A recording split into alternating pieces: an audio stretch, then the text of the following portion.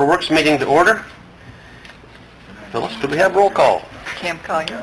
Here. Bill Carbox absent. Ken Meyer. Here.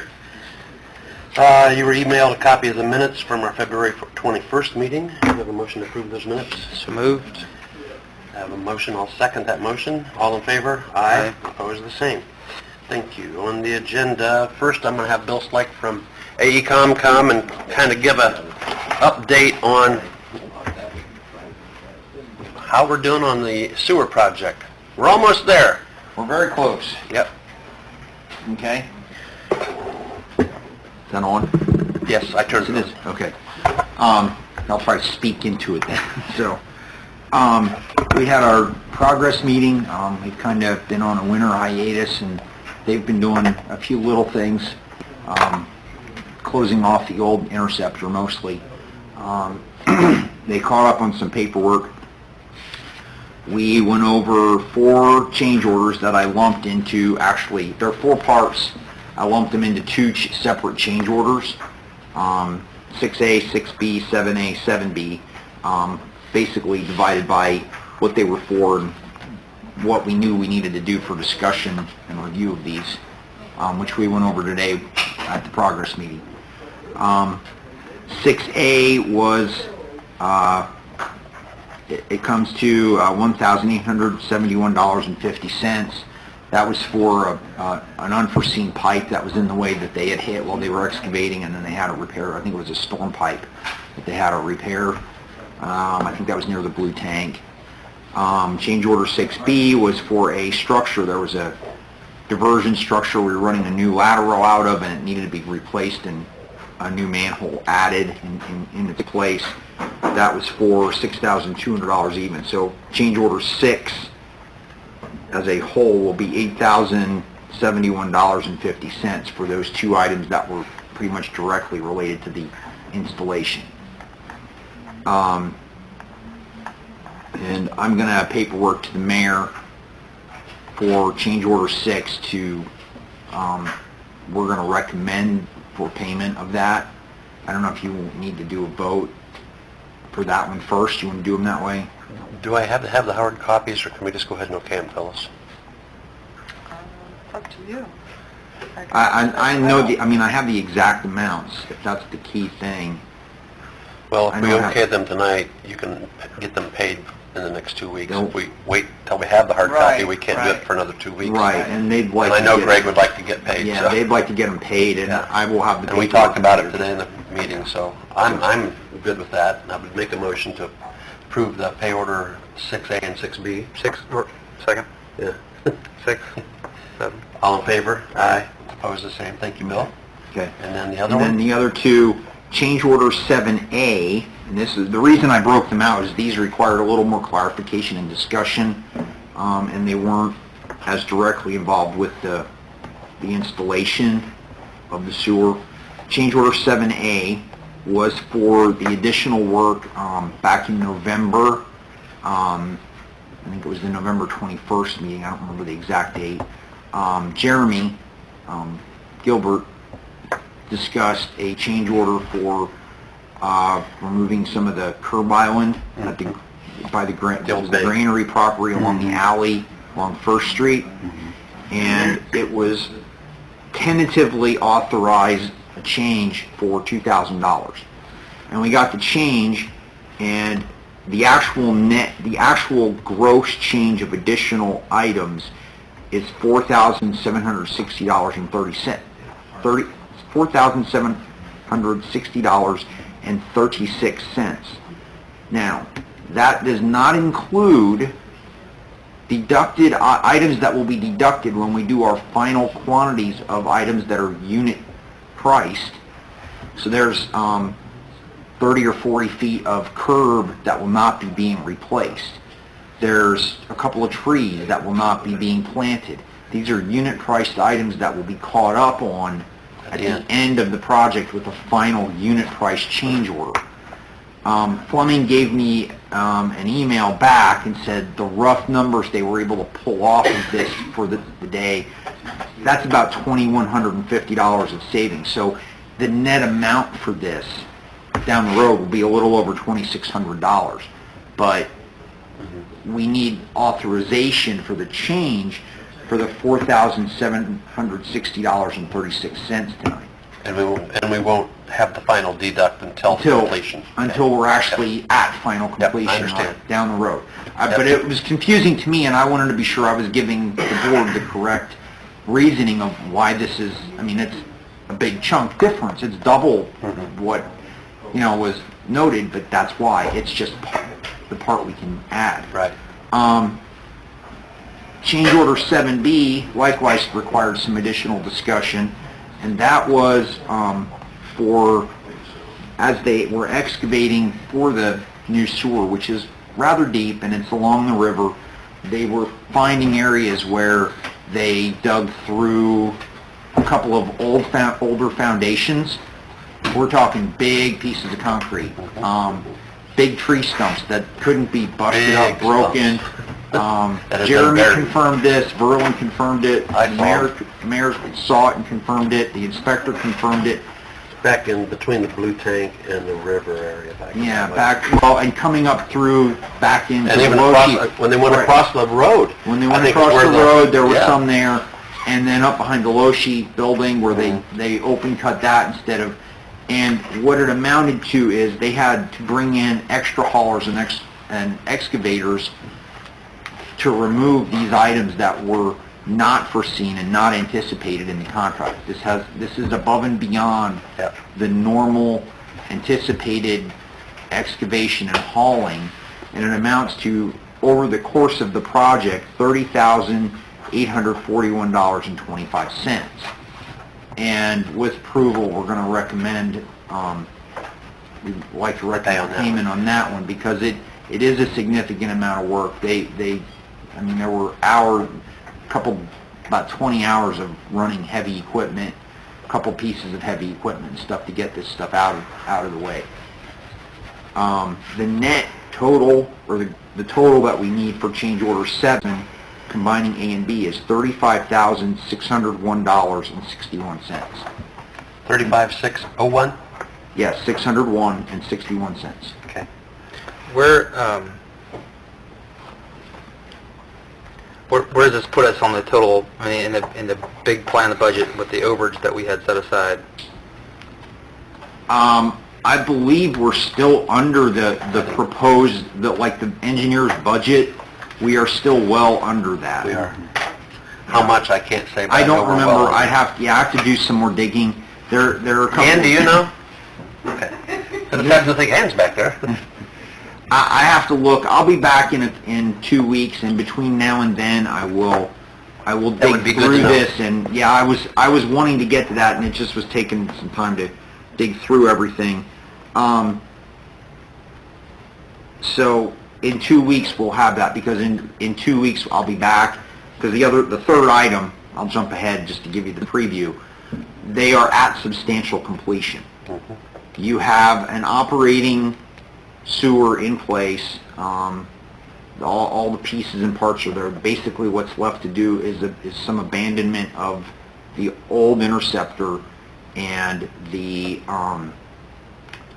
surface finishing, which we put off until spring, so they only have to do it once, and they'll be back end of April or early May when the asphalt plants come in, and they can seed and the grass will grow, and they can do the asphalt right one time rather than trying to do a piecemeal. And so we're ready, and what will happen is at that point we can release some of the retainage and give them some more of the money that they've earned for the work they've done that's actually completed and satisfactory. So, but for now, I know we're still under that number. I don't remember how much. I have to do some more digging. To it, they also have 2 RFPs that I'm still reviewing for some of the other work where we had a change, and one is a deduct of at least $12,000, and the other was an add that was, I think, a little bit under the number that we anticipated. But I need to look again at those unit price quantities that are going to come out in the adjustment. Well, as far as we were going to recommend to pay 35,000. 35,000. No, I'm not there yet. Oh, On the, I think it's in...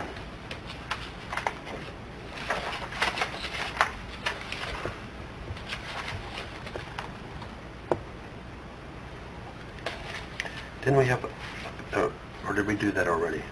Have something in the paper, Fleming? No? We did last meeting. Okay, we did the last meeting. yeah, the last Pay meeting we would have had the application. pay application Number approved, 8. yeah. So when will his next pay app be? Not till the completion It now, will or- be, no, they will have one, they In 2 they weeks? want to add these in for the end of February pay application, which we will get, whatever we approve tonight, I'm gonna pass on to them. They can include it in their pay app. We'll get this paperwork to you and to them all signed in the next 2 or 3 days, and then their next pay app will get paid on your next meeting. Okay. So like this That's the way we deduct that you do it. just talked about and the change order and the deduct that you just, the last one you just referred to. The That you haven't even- 8,071 and the 35,601 and change That's on tonight. those both will be appearing on their next pay application, which will be paid at the next meeting, authorized for The payment. deduct will come at a later time then. Those bigger deducts all come at a later time with the final change order, which probably won't be until the end of April or May. But tonight, what we want to okay to pay is for $35,601.61. Correct. And that's the for, change- that's for just That's change order 7, A and B. A and B Yeah. combined, yes. In addition to the 35.6, we already okayed the 6A and B, so, okay. Right. All right. And I was at the meeting today, and Greg explained everything, and it was all Right. very easy to understand, pretty much the way Bill just explained it, and I will so, make a motion to accept change 7A and B for a total of 35,601. I'll second that motion. All in favor? Aye. Opposed, the same? Thank you, Okay. Bill. You're welcome. Anything else for now? Just like I was saying, we've reached substantial Right. completion, we'll have that paperwork. I need dates and information from the contractor to include.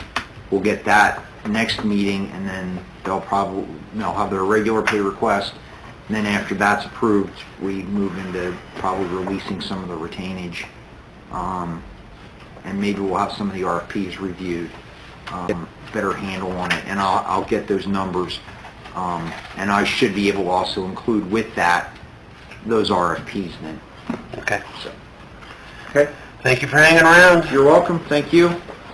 I will see you in about 2 weeks. Yep. And I'll have stuff in your inboxes in the next day or two. Okay. Thank you. Great, thank you. Then, while we're talking about Greg Fleming, we need to make a matter of record, his contract to do the work on Master Drive, which they've already started. So have anybody been down Washington Street? Yes. He's going at it. Yeah. So yeah, this is the contract that we approved 2 weeks ago. And I'd like to make a matter of record. So moved. Second, all in favor? Aye. Aye, opposed, the same. Thank you. Next, I want to just a couple things I want to discuss. One is that Roger Gage is going to be retiring in May. He has several weeks of vacation, which he just took a week last week.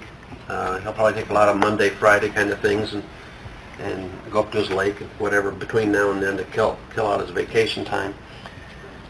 But initially, my idea was, and I kind of shared it with all of you, that to try to hire someone with more of a construction management degree, even maybe from a university, and have them assume not only Roger's job but also some of the responsibilities that Nate was doing as city engineer.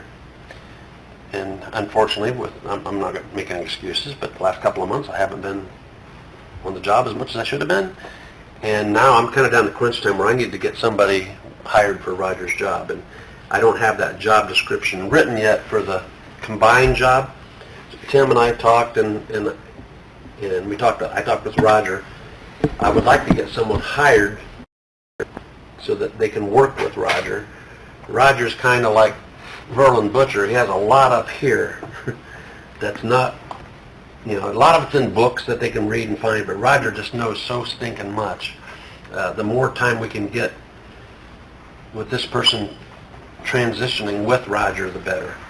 So I've asked New Focus HR, is that what they call it? Yeah, New Focus HR are the people that are writing our job descriptions. They have given us a new detailed job description, and it's based off of what Roger says that he does.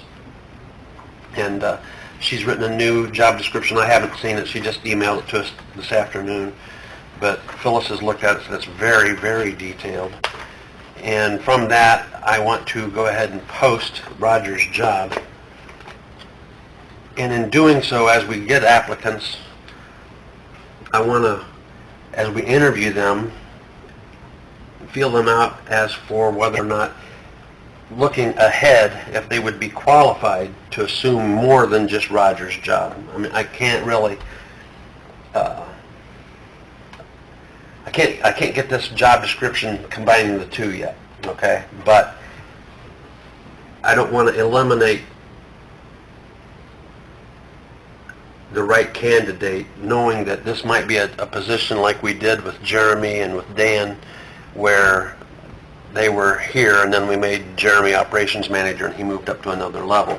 This candidate that we hire could be doing the same thing down the road in a matter of months or a year or whatever. You mean essentially stepping into a project management role? Yeah. I don't even know what the title of the job would be, but it would be a combination of a lot of the things that Nate did, which, you know, Nate was good at not only above grade construction, but below grade construction, which, you know, more Rogers is more above grade construction and commercial and residential, electrical, plumbing, that kind of thing. But Nate had that understanding more of the water and the sewer and those type below grade things. So I would really like to still hire someone with a little more diverse understanding of all of that could eventually move into a little more expanded role than what we're going to hire right now. So, am I saying this right? Is that making sense? Okay. So I just wanted to kind of throw that out, see if there's any discussion or ideas before I post this, because I would like to post Roger's job internally. We have to post it for a minimum of 3 days, I think. Is that right? Yeah. Internally. And then after that, if we can advertise it for candidates. Are you thinking about actually including in the construction manager type degree as something you're looking for, or?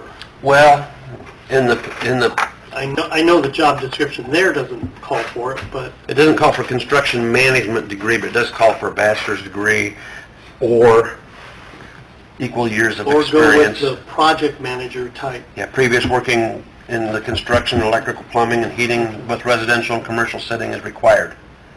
So, and building inspection certifications required. So, certified floodplain manager and international code council in both residential and commercial building, plumbing, HVAC, and electrical certifications are desired. I mean, that's something that once we would hire them, Roger has these things, we would probably work them into that. I mean, most of us in here don't understand how much Roger knows about floods. Back in 2003, how close he worked with Mayor Ish and Rod Rinkenberger. And Barb, you know, because you were on council then, we wouldn't have 68 homes bought out if Roger and Rod Rinkenberger hadn't been working together. So it's Roger's got a lot of knowledge that we need to attempt to replace, which will take time. But for now, any discussion as to ideas or anything before I do this? Well, you have to advertise with what you have, Mhm. right? But your hope is that through the interviewing process, you're going to find a candidate that meets those. Yeah, and I've had 2 people contact me already that are interested in Roger's job, and one of them has a construction management degree. Well, Yeah, and not saying that would be the best candidate, I have no idea. right. And then the other one that's already contacted me it has a lot of experience. He doesn't have the degree, but he has, probably 30 years' experience. So there's going to be a lot of good candidates. I don't know, maybe what you do in that, Ken, and I don't know if they did it already, but perhaps you could say that a construction management degree is preferred but not required. There you go.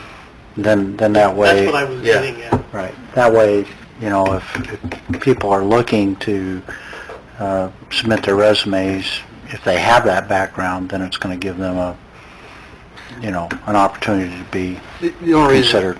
reason I was thinking that, and I agree that needs to be included, because if you're hiring on that basis, but it's not part of the job description, Right. it could be... Yeah. Do you have a salary range or? What's the department head, what's Rogers, I think department heads are, 45-ish? do you know the basis, Greg? No. I'm thinking it's like 50-something. Was it that much? You know what? And then they... I'm You're thinking right, it's like you're right. 50. Like 50,000? The base. I just never thought was hiring me. And then after they're in department head, every 5 years, they get a 1% longevity bump. We didn't have very many applicants. I thought maybe she would have it in there, but I guess she... Yeah. Nate's degree Requires a lot more required money a higher than that. salary than... If we would have found a civil engineer to replace Nate, we probably would have had to pay him close to 100,000. Realistically, well, 80 to... Construction management people aren't that same level. No, no, no. The problem with Guys the... that went to Purdue are making good money. Doesn't mean Those are they engineers, can't. yeah. Doesn't mean they can't. The issue with engineers that tends to drive the cost up for the city is the fact that county engineers are subsidized by the state. In addition to what the county pays a county engineer, the state will pay another $20,000 on top of it, and they're talking about increasing that to $30,000.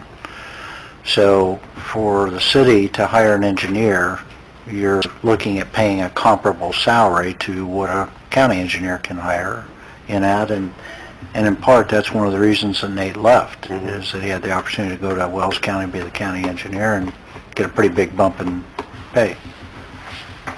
And I think actually the responsibilities he has as a county engineer is far less than what he has had with the city. Yeah, that's probably true. It's mostly roads and bridges that he works We with. can get applicants. I mean, that's the only reason I... On the engineering, we've advertised for engineers. I had one applicant. I mean, for the construction... Oh, management yeah. Which Yeah. honestly, that's really what we need, because the engineering side of things, they still, because they don't sign the drawings themselves, you still have For the to most hire part, an yeah. engineer. Yep. And what we end up doing is Hiring engineer, yeah. hiring an engineer and hiring a project manager. The big advantage of having an engineer on staff is you're not totally dependent on outside engineers telling you what you need to do. You got somebody that's got a pair of eyes on staff that can say, wait a minute, that doesn't make sense. We wouldn't have had the mess with stormwater sewer separation. You probably wouldn't have had as many people involved in terms of the project, if that's what you're saying. I'm not talking this phase, I'm talking the Commonwealth engineering Oh. phase, where a lot of stuff just wasn't done, and we signed off on and said, we're all Yeah, you're good. trusting that they're telling you what you need to We do. had an engineer, it wouldn't have gone through. Yeah, that's the advantage of an in-staff engineer. And will attest to the fact that Nate was pretty handy to have around, right? I've heard her say that many times, Yeah, I think maybe our department more than any others, yes. Mhm. Yeah, Well, yeah. just doing these projects, they say call them new people. Oh, yeah. Have eyes on it. Yeah, like Phyllis just said, when we did the I mean, police you're department and right City in Hall terms of remodeling, he was kind of like running a our, project, they're gonna have he was our somebody point else man, do it. so. But in Yeah. terms of looking at what is being presented to us from the company, it's an engineering firm, it's always helpful to have somebody inside that's looking at it, that understands. Okay. Because Gonna move there's somebody on. at their mercy. And the next thing is, oh gosh, Bill Carbach, several years ago, kind of did a parking study downtown here, and then I think that was followed up, and Cam kind of did a little parking study on his own, and basically determined that we didn't really have a parking issue, that we got plenty of parking. So then this past summer, NERC Wiley and I kind of worked together with NERC, and they pro bono did a 54-page report. It took them several months to tell us basically the same thing that Cam and Bill told us, and that is that we have a little problem with CenturyLink. They have more employees than they do spaces to park, and that we have a little issue between Monroe and Jackson on 2nd Street. Otherwise, we have ample parking downtown Decatur. So, the thing I would like to accomplish is to get the cars that are CenturyLink employees parked on 3rd Street between Monroe and Jackson off that street. And most days there's anywhere from 15 to 20 cars that are parked there. And to do that, there are a couple lots that we could, I've met with CenturyLink, they're more than willing to do this, and that would be to lease from the city and other people spaces. The south lot behind Two Brothers, there's the lot right behind Two Brothers, then there's the lot on the other side of the alley. There's 26 spaces, I think it is, there. They're more than willing to lease those for a fair price, which, not that we'd be doing it for the money, I'm just trying to take care of a problem. And then Don Bergdahl bought Libby's parking lot. Don is willing to, whatever we charge, he's willing to charge the same price, and he can house probably 15 cars in there. So I say, okay, well, let's do this. But then I go trying to think ahead. Do we have any issues? We'll get the cars off 3rd Street. We got all the CenturyLink people parked. But now we got people paying to park. And if I'm a CenturyLink employee, why would I want to pay to park when I could literally pull right in behind Two Brothers, park all day and not get a ticket because we don't have a parking attendant? So with that in mind, I'm taking a long way around to saying that... Or CenturyLink? CenturyLink. No, the employees would be. He's going to have the employees pay. I think, okay, maybe this is part of that too, but they're parking there now. I know they are. Well, I mean, in that south parking lot. Oh, yeah, we've okayed that. Okay. Yeah, we've okayed that for them, just to try to... Because they brought in all these contract workers. They were up to 110 employees. Now they're down from that again now. They've let all those wild them go. But I met with Mike Downey, and he said that that CenturyLink is likely to grow again permanently in Decatur. That, that building used to house all these operators and a lot of people that was the old school, before things were digital. And he says, we have a lot of space here, and more than likely this branch will grow before it declines in any kind of a permanent basis. So I guess what I would like to do, having tried to think through all of this, is to hire a parking attendant. But not a full-time parking attendant. Maybe create a job for a parking attendant that would maybe make the rounds twice a day, not always at the same time, because then everybody would have it figured out and know exactly when to move their car. But someone that could maybe work 25 hours a week. And what I wanted to throw out and ask you all was, if we would do this, who do you think that person should work under? I mean, is it a city hall job? What other responsibilities would they have? Would they work under the police department? Would they, who do they report to, and what do they do when they're not on the beat? Can't be sitting in an office. They need to have other tasks. So in addition to parking attendant, what that would be. I don't need to know this tonight. I'm just kind of throwing this out. If you want to discuss it, we can tonight, but if not, just think about it. Have ideas, email me. I don't know that you want it to be the same person. Like Bill Carlo has served a great purpose in this code enforcement. Mm-hmm. Bill's probably not going to want to do that forever. Well, they want to do this, though. And that's a Would question. you want to do this? But long term, could that be Oh, the code enforcement and... code enforcement parking attendant? It's a good Is it full-time? Is it possibility. part-time? Is it? I just think what Bill has been doing the last 3 years has been very valuable to the city. Absolutely. Cleaning up. Which is not a bad idea. Yeah, it's an enforcement type. We're enforcing our parking law, Yeah. regardless of police or... But I see that falling under the police department. Because code enforcement, he goes with the police anyway. Yes. Yeah, but code enforcement's actually under Roger. Because it's codes. Yeah, but who can enforce it? Yeah. He takes the police with him when he needs to, though. That's right. It's an enforcement type position. For that job. Code enforcement, so a parking attendant would be paid Hourly. And I have no problem just hiring someone part-time.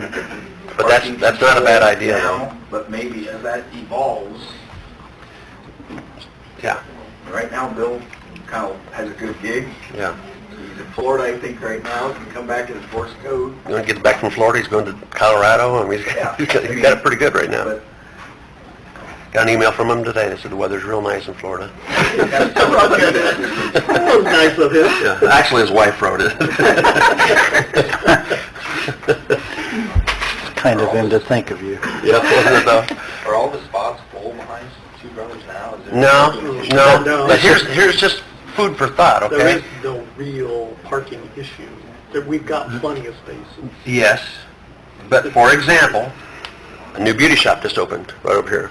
Okay, that was established, those are established beauticians who have a good clientele, all of them, and there's 6 of them.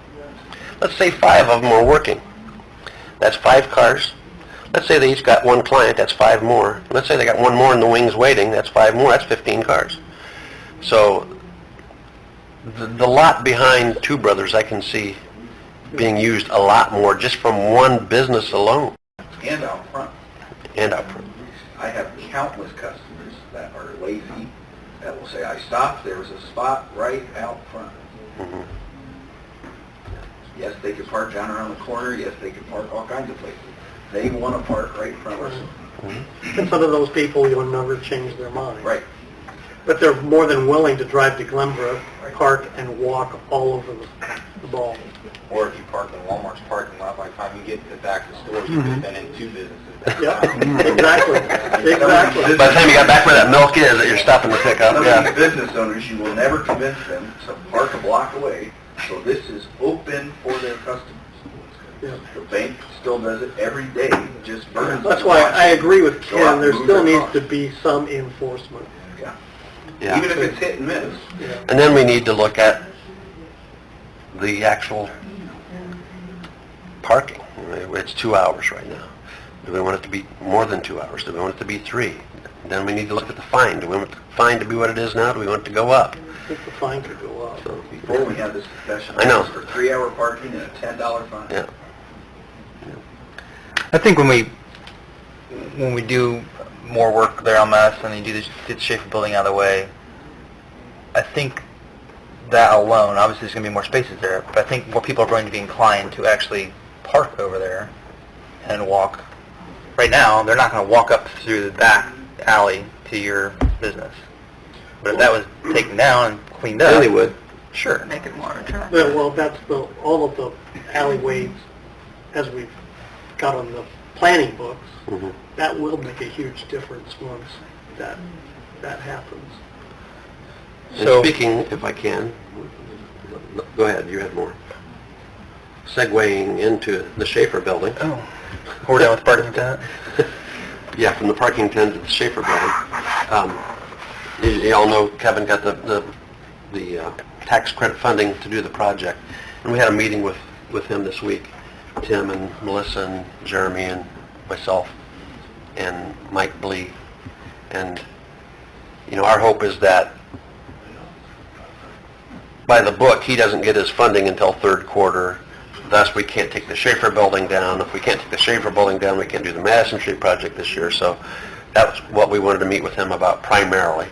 And Kevin and Mike said they would be more than willing to talk to the legal people in Indianapolis to see if there's, because I suggested, I said, hey, if we're going to put out the $250 from the city, let us put it out now and let you take it down, you know, and we would be glad to go to Indianapolis with pictures, videos, whatever necessary to try to state our case as to why the building's not safe and why it needs to come down now.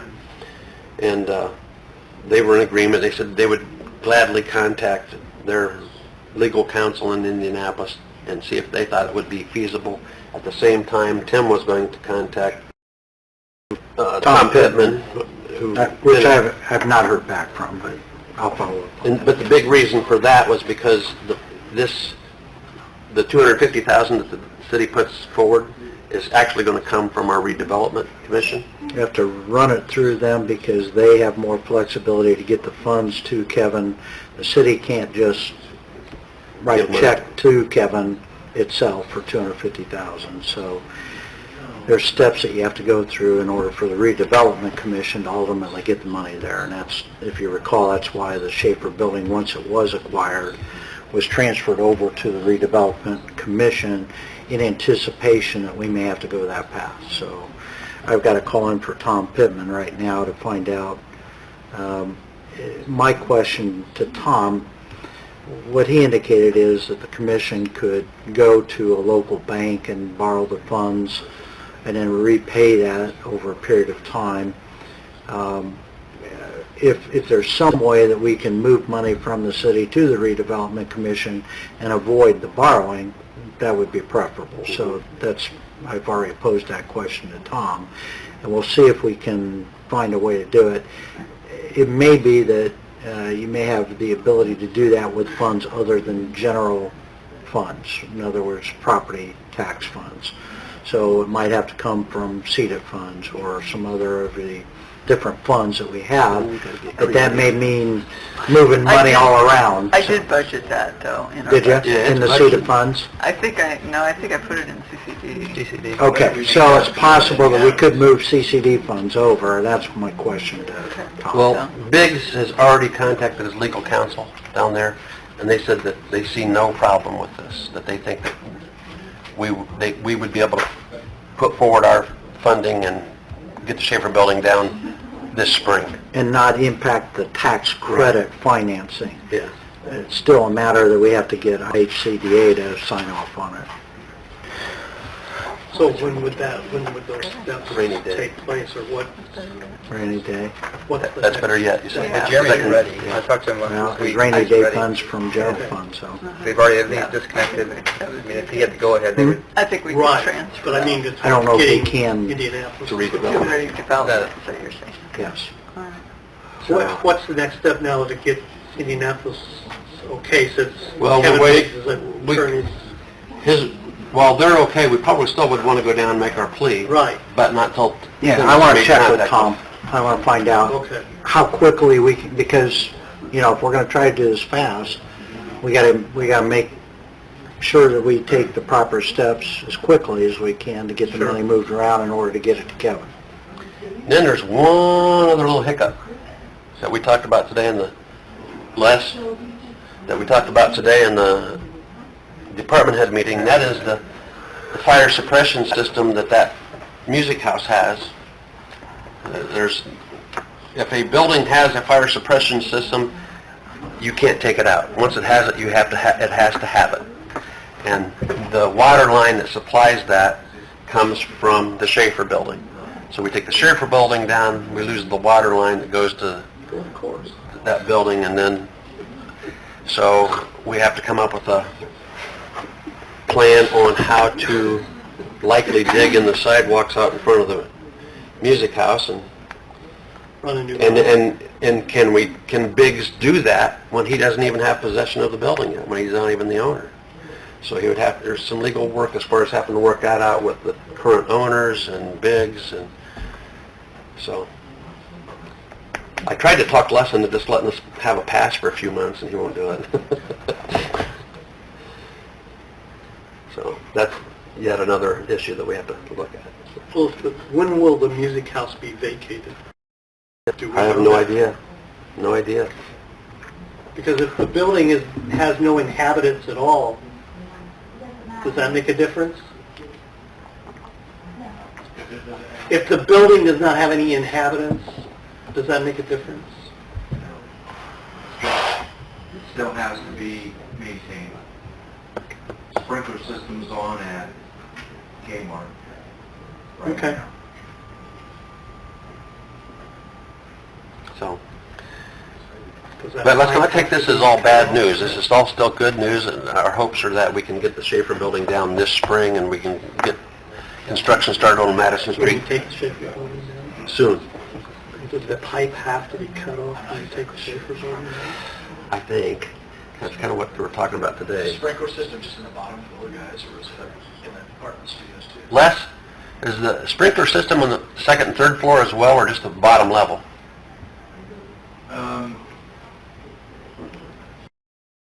I can't, Do you know, Melissa? I've never been in there. I think there is on the top level. yeah, The dance studio is on the second level yeah, there's some areas throughout. that they're using, so I would, When that goes to apartment, Like a big- is that all they have to big have? tub. We just get a big... Well, yeah, what they're gonna Yeah, have like to a do big is, cylinder and fill it with water. NFPA 13 is the commercial and industrial, and they'll fall under 13R, which is residential, and it's more than so many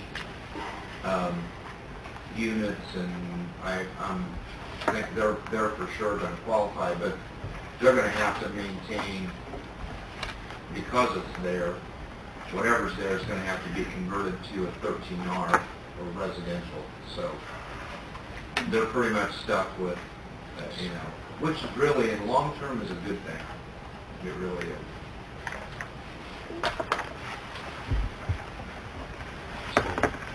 Okay, we just wanted to make that note about the Schaefer building. Moving on. Ed Gage. I'm going to let Tim talk more about this, but Ed has made an inquiry with Adam Miller, his attorney, about disannexation of some property that he owns from the city. There's about 5.5 acres, as best I can tell, that Mr. Gage, his parents actually platted it out. It's kind of a continuation of Gage Street and housing lots on either side of that.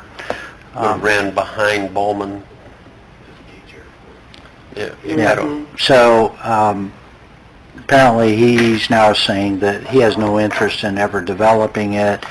The city doesn't use it, and he's just paying taxes to the city for no reason, so he wants to disannex the property. There's a procedure statutorily that allows somebody to petition for that to be done, and then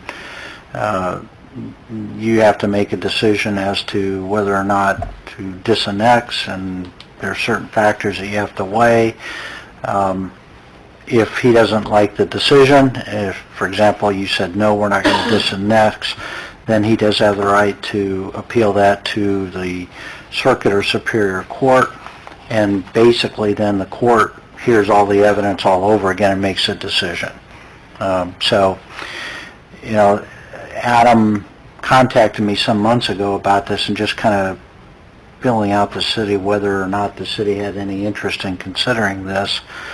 At first I was a little confused what he was actually talking about, and finally I got more information from Adam, so I've at least been able to figure out where he's talking. But it's in that area, and it's about 5 or 6 acres. Does it butt up to the new area that the city just annexed? No, it doesn't, because he's still, It's right here. yeah, it's, Yeah, run. I was going to say, could we end up with a map? well, I could probably get something, yeah. I'll probably show you right over there. Here. It's a- Tim, is it the area directly behind those houses on Bowman? Yeah, it's right here. Yeah, it's right in there. Planted the grass strip, so you could obviously tell where, it just doesn't have all the way there, there's a grass strip now running down the middle of the field that was never there. My mother-in-law says, that's closer than what it has. I'm like, that has never been there. Yeah. There's a grass strip. That's right, they So- live there. Does that intersect with where Wine would bump into it? It's right behind the houses it's just the It is. south strip of Bowman. So Yeah. he's just paying you more tax than he'd like to because he owns it. Yeah, So he wants to give it back to the city? No. No. It's in the city right now. He he wants to become take it rural. out of the city and put it back in the county. Make it a county. If you took the west side of Gage and went straight over to the hangar, it's that whole strip right there, 5.5 acres. Yeah. So, I don't want to, I'm just throwing this out, and if you want me to tell Adam if he wants to file a petition, obviously we'll follow the statutory procedure. Pardon? Could this be built on? Well, they're platted lots right now. If you extended Gage Street, Yeah. that's what it would be. It's an undeveloped subdivision that his parents platted out. That was all annexed into the city. He now says he's never going to develop it. So why be in the city? So why be in the city? And, you know, It's one of those things that only Eddie could think of.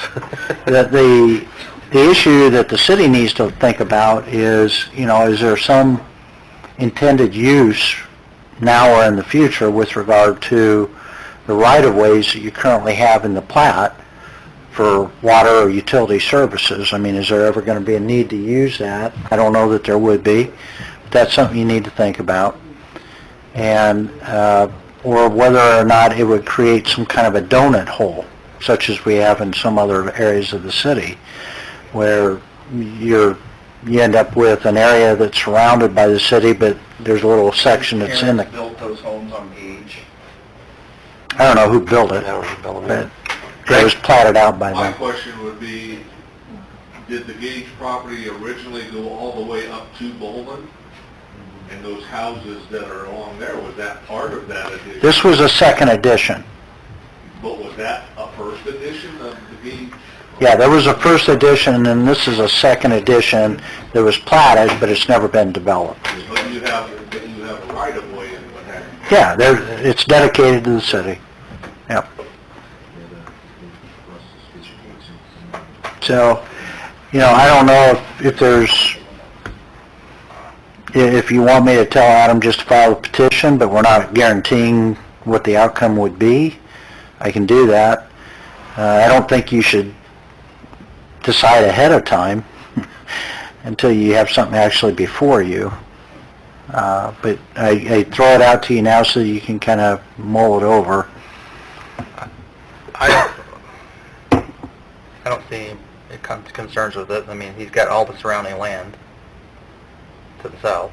It's all his, so... As long as you don't lose your right of way. Well, you If would. there are any expenses occurred, I don't want it to be ours. I don't know what expenses there would be, but if there are any, I don't want us to have to pay them.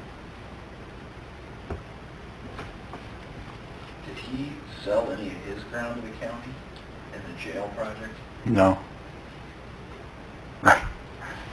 I mean, Craig, you talked to him, but I don't think he sold anything to him. I think he wasn't happy at going there to begin with, so I don't think he was going to make it easy to have it there. So it's already in the city limits, and he's wanting to take it out of the city limits? Yes. Less taxes. Yep. Where Gage Street stops. Which, It can't be a lot. it's not a lot, because it's just bare ground. Eddie Gage. But if it's never going to be, if he never plans on using it, I can see why you want to get rid of it. What's Was there better? any intentions of any roadways going west across? Well, we would like to extend Bowman. Yeah. Jeremy and I have talked about that multiple times, extending Bowman over to Winchester, and then extending it at the other end over to High, so that you could actually just come down Winchester, turn on Bowman, not have to go all the way to Grant and go right to the hospital. I think that would be a good emergency route for EMS people, whatever. There's just a very short area there when you enter Homestead, where Bowman, turns into Homestead. If it just continued straight, it's literally a matter of a few hundred yards and you're connected. It's $200 a year in taxes. We've wasted $200 just talking about it. Ed would do it for $2. So I guess Cam, if you don't mind, I don't really care. I'd love to Letting petition this. petition, I guess, if he wants to. Yeah, there's nothing wrong with that. All right. Hope that happens. Yeah, I hope Adam bills him a couple $100 at least. Hey, you're right, Bowman's, that would make a lot of sense. Yes, yeah. Spotlight on Decatur is the This Saturday, Melissa and Debbie Blackburn are going to, oh, these are those tickets. And Sue Milholland are going to be out there promoting recycling in a booth, and they're charging this year, what, $2 to get in? Yes, 12 and under free, $2. Since we got a booth, we got some tickets. If any of you would like tickets to get in for your family or anyone, help yourself. If what's left over, Melissa will distribute among city employees here. You know, I bet. Booth judging, are we up to doing that this year, Craig? Are we supposed to as a council? It's up to you guys if you can be there. Is there a time of the day, Saturday, that any of you can come out to Spotlight to judge booths? Oh, you mean to extend Bowman and then, yeah, I agree. Yeah, yes. What would you guys want to go, morning, noon, afternoon? To judge booths. I can't go at noon. You got an Eagle Scout. I got an Eagle Scout thing to go to. At noon? Noon. I'm going too. Well, I mentioned that. Okay. I don't feel like you have to. No, he was invited me personally. Okay, So. yeah, so I can't do that at noon, Yeah, but yeah. before then. Morning? But you got an opportunity for us to, Answer questions. yeah. Yeah. Is that 1 o'clock? Huh? That's 1 o'clock? Yeah, but that's why we wanted to talk about it. Yeah, there's a half hour of time where Craig said, hey, they have nothing going on in the auditorium area. And- What the neat part of it is, remember at the DNR meeting we had, where JPR didn't bring any drawings or renderings, and I'm not saying anything negative, but he's got a booth and he's going to be right by the stage. It'll be an excellent time Oh, he is? for people to answer questions, ask and answer questions about all the stuff we got going on, because he's going to bring renderings to Spotlight. Kevin McCroy said. So I just thought it'd be a great time if you guys are willing and want to do it. Question answer, where the city's going, blah, blah, blah. You said 1 o'clock. 1 to 1:30? Mhm. I'm thinking that's what it was. That's what you asked me, yeah. Yes. Okay. I mean, I don't mind, I don't want to go up there and give a speech or anything, but I'll be there. If anybody wants to ask questions, I'll be glad to. Yeah, and if we Answer them best we Kevin can. McCroy, if it's a good idea to have him. If they're about the nature preserve, I don't want to open up a can of worms that day and Right. Get But at into least he's going to be there for exposure, and he's going to actually be there, so I thought it was a nice. You might very well have a lot of people asking questions about Second Street lofts. Mhm. So just need to be prepared to talk about that. Mm-hmm. Mm-hmm. I don't know, there is, I got an email from a young man, Cameron Hart, I think it's Troy's son, isn't it? Yeah. Yes. It is. And he did his Eagle Scout project. I'll read the email he sent me. Dear Mayor Meyer, on March 11th, we'll be unveiling an American flag disposal mailbox at the American Legion in Decatur. This is my Eagle Scout project along with the support of Boy Scout Troop 60. You're cordially invited to attend the unveiling, as it is also in honor of David Collier. We decided to have the project be in his honor, as he was heavily involved in Boy Scouts, was an Eagle Scout himself, as well as my Eagle Scout advisor. The unveiling shall begin at noon, and there will be refreshments served at the event. We hope to see you there, Cameron Hart. So I as well want to go to that at noon. Yeah, I won't feel like you guys, I'm going to be there. Yeah. But you guys, there's other things going on, and not talking to Troy, I mean, she's not expecting it to be a big thing. Yeah. And honestly, I'm thinking it starts at noon. Mm-hmm. Well, there's going to be Shouldn't last long, I wouldn't No, think. it won't last long, and I think there'll be refreshments afterwards. So if you wanted to say, you know, show up at 12:30 or 12:45, judge booths, have a half an hour Question and question and answer. If worst case scenario, if there's no questions and answers, we can give the awards for the booths. Yeah. So, And that, and then, there'll be tractor pulls. and all okay. that stuff. Well, council members, why don't you kind of plan on coming out there 12:30, 12:45 for the booth judging, and then we'll go from there. So, Okay. all right. Right. Main Street has a booth, and we're going to have before and after pictures of the facade project. Great. Yeah. I'll try to judge away if you don't see anything. Understand. You can tell for it, but I'll be there. Another thing I want to make a matter of record, if I could. We got a Certification of approval on the construction of the nature preserve. The DNR has approved, after having the public meeting, we got notification that it's been approved, so if I could, Cam, you gonna make this a matter of record? I'll make it a matter of record. Thank you. Second. Jerry got that out for bid then, or I'm sorry? did Jimmy have that out for bid then? Not yet. Not yet. One note on that, Mayor Madeline Miller, your son was the most vocal. Oh, yeah. No, I don't know if he was the most, but he was right there. She apologized to me on the way. She said she just wanted some questions. She's very polite, very nice. I will relay that to the council. Yeah, you're not the only one she apologized to. She apologized elsewhere as well. Yeah, his comments that night were pretty Yeah. amazing. He likes firearms over there. Yeah, can we blast them?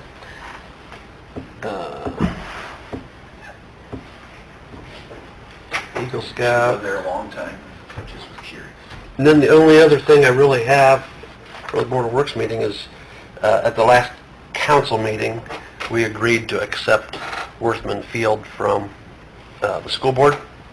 And I have written a letter to North Adams Community Schools saying that we would graciously accept that, and that it went through council as a 5-0 vote in favor to accept. So I'd just like to make this a matter of record. So, Second. All right, so that's done. There's your letter. Yep. And I think that's it tonight, actually. I thought Dan Rickard would be here, but he's not. We discussed, I get emails, there's a mayor's email forum, if you will, where if I have a question about how we do something and would like to know how every other municipality does it, I could post this. It's just a forum where you can throw it out there and get replies. Well, one community recently asked, how do you handle your utility write-offs? How do you go about collecting them and not having so many write-offs? And as you all know, we always do every year we do a 5-year write-off, and it's several $1,000s every year, and it's always kind of, it drove me nuts, it drove John Schultz nuts, it drives Dan nuts, and ultimately 95% of those write-offs are from apartments owners. And so some mayor posed this question: how does your community go about addressing this and collecting those funds? And there were a lot of good replies in there. Dan is every time I got a reply from someone, I sent it over to Dan. Dan's going to copy them, bring them to the Board of Works probably at our next meeting, and we may discuss that. Ultimately, what it boils down to is you have to, it's owned by someone else, and they should be responsible. The landlord should probably be the responsible party. When somebody moves out, water gets turned off, they owe us money. Landlord puts somebody else in there, we're not going to turn the water on until somebody pays the utility bill. So, getting the apartment complexes in the landlord's name rather than the tenant's name is the best, most likely option. But reading what other municipalities do and how they do it is be kind of interesting. And Dan's going to look back over the last 5 years as to what our non-pay utility accounts were and how much it amounts to. So that was the only thing I was going to mention, but I thought Dan was going to be here to talk about it, and he's not. So with that, I have nothing else, Ken. You got anything else, Tim? we got some time. I might just send an email out about noise on the north side of 224.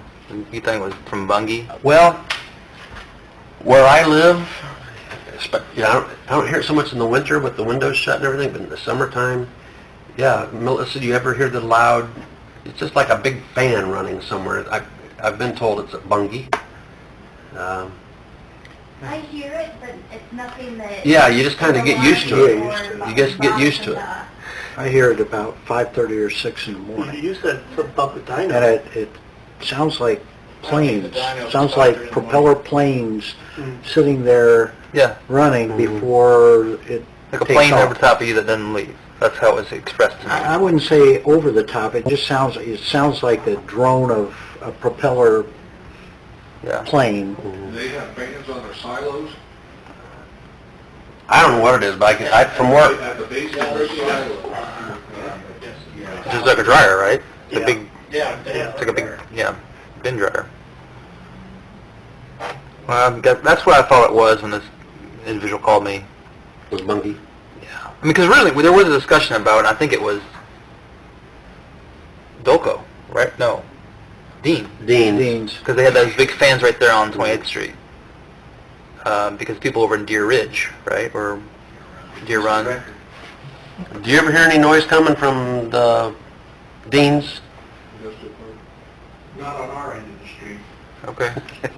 The west end, it was really predominant, but I think they put some barriers in front of the inlet, just the inlet noise.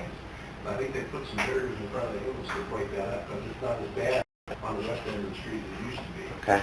Well, on our end of the street where we are, we're on the exhaust side of the fan, so we rarely hear it. So it must be Bungie. I would think so. But I don't think, whatever it is, I think it's something up high, because it just, I mean, it doesn't sound like it's coming from the ground level, it sounds like it's coming up high. I hear it at different times, a lot of times late in the evening. There's a pretty good chance. 10, 11. That was the complaint, was that it's kind of odd times, it's during the middle of the night. Because it might have something to do with one of their processes or something too. Well, they have a huge cooling tower fan on extraction, but it runs nonstop, so that I wouldn't think, unless they would change some shutters or something.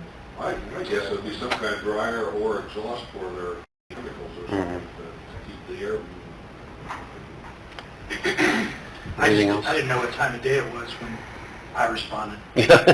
I mean, I've heard Lingenfelders open up the garage doors and rev them up with a dyno, and man, you can hear that. Yeah. But that's not... That's not this. Yeah, this is something... It wasn't out one of those Corvettes, you can hear it. Yeah. You really, also down here, too, Schnitz's. It's when his son works on a motorcycle. One thing, I did send out late this afternoon an email to you.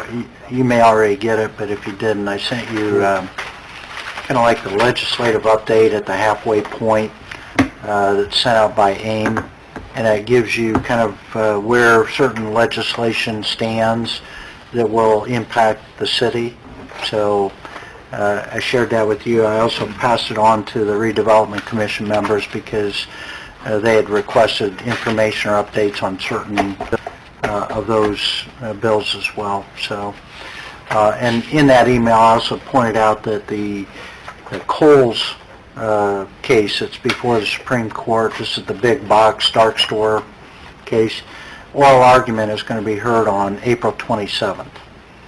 So we just need to keep track of that case, because that could have a huge impact on all local governmental units.